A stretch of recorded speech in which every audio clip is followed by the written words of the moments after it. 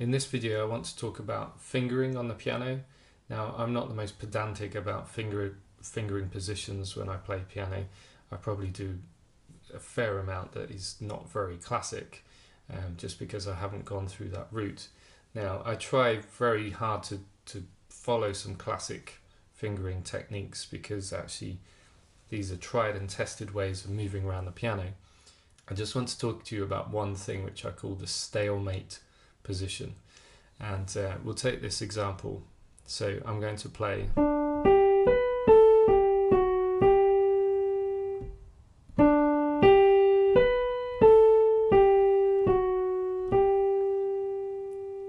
so just that small phrase there. Now I'm going to show you an example of what you can do wrong that can stalemate you. So I'm just going to shift my position now to this.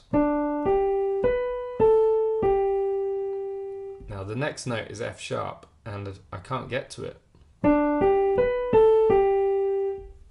I could perhaps try and reach over like that, but it's really difficult to do that. I could even drop my second finger onto that note, but you'll notice that you won't be able to play it very smoothly.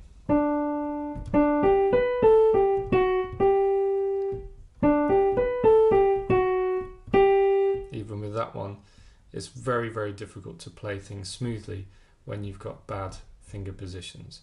So what you need to do is think about what's coming up next, and whether you're reading music or whether you're improvising, it's exactly the same. You need to prepare yourself for what you're about to play and use a fingering which is appropriate.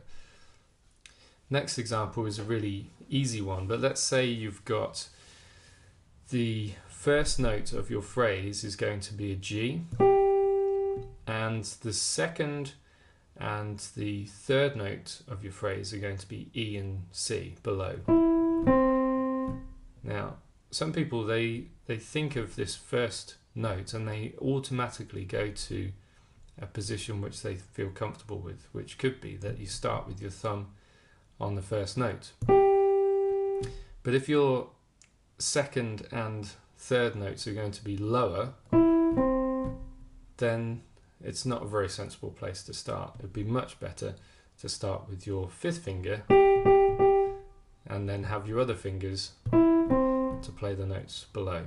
Similarly, you could have it the other way around. So if your your starting note was D, and then the following notes were above that, you want to play in a position which would allow you to get to the place that you're wanting to go to.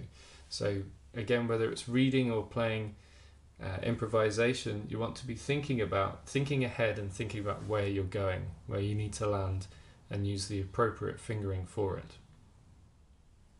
Another really funny example that I found, and I'm going to show you this just because I think it's hilarious. It was with a kid, quite a young kid that I was teaching, and they reached this point where they kind of stalemated themselves. So I'm going to try and remember. Actually, I'm just going to make it up what I think it was. But so it was something like they ran up the scale, and then they needed to do a higher note. So let's say it was a C sharp, and they needed to get to this note and then this note.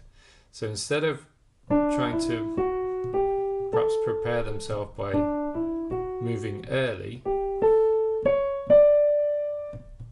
or even trying to jump, I don't know,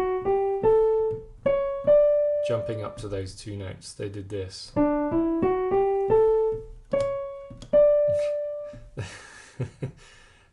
So there you go, there's an example of not an obvious way of getting out of that stalemate, but funny example. But it's really important to try and make sure that you can prepare yourself for where you're trying to go, and sometimes you need to think earlier than when the change is happening. So in that example I just did there, you could jump up like that, but if you wanted to make it smoother, then you'll need to be a little bit more on the ball and prepared for it.